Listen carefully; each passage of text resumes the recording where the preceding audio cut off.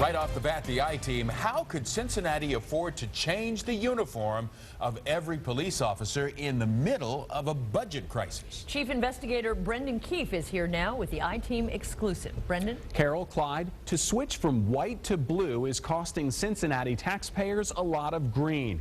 More than $500,000 to outfit every police officer with the new uniform.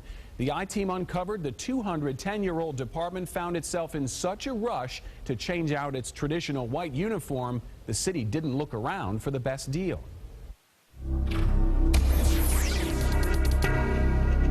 You can immediately spot a Cincinnati police officer in the dark of night.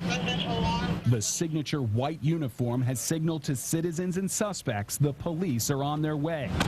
Back to the 1980s and the 1880s, Cincinnati officers from the chief on down have worn a white shirt with their uniforms for at least a century and a half, but not anymore. We had World Choir games, and I wanted to make sure that all of our officers were wearing the blue shirt. LAPD veteran James Craig, the city's first police chief hired from outside the department, quickly switched every Cincinnati officer to LA's navy blue shirt and cargo pants. I want us to be in our sharp new uniforms.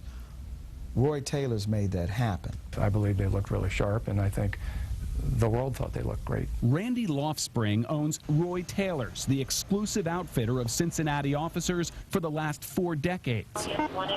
When the city wanted a brand new uniform for its nearly 1,000 officers, Roy Taylor's was the only call they made, spending $282,000 on new pants and short-sleeve shirts on 2 separate days last spring.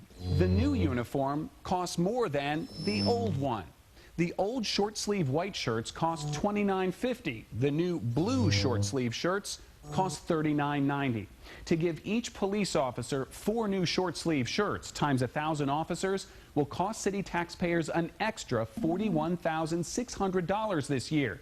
4 new long-sleeve shirts per officer times 1,000 officers is an extra $50,000 in tax money.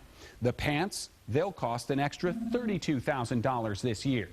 New uniform, new prices, but the city did not seek competitive bids. We were already in the contract. But I read the specs, and the specs on the existing contract are different than the uniforms that were purchased. Do you think it should have been put out for a competitive bid? Not if we're already in a contract. They just went down there, ordered the products, and the taxpayers paid for it. Steve Arslan owns the competing uniform company down the street, one of the largest postal suppliers in the nation.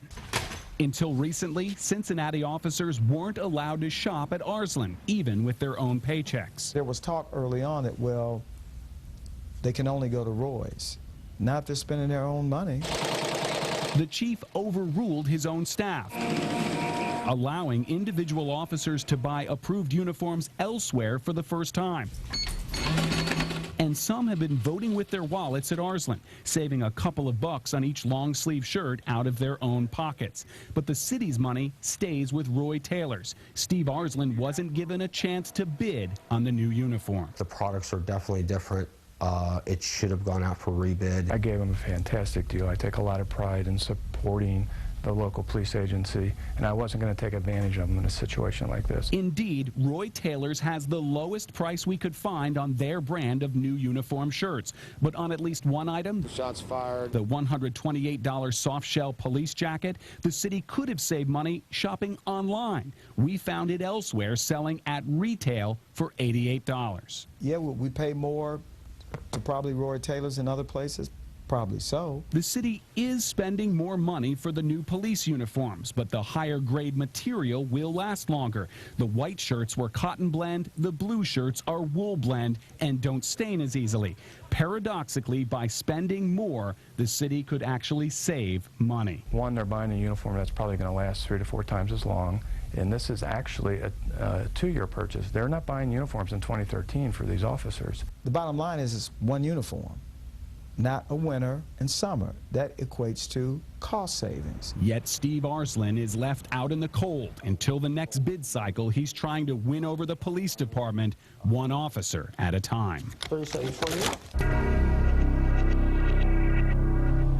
Roy Taylors tells us that $40 higher price for the new jacket includes special alterations, patches, and custom fitting to meet city specs.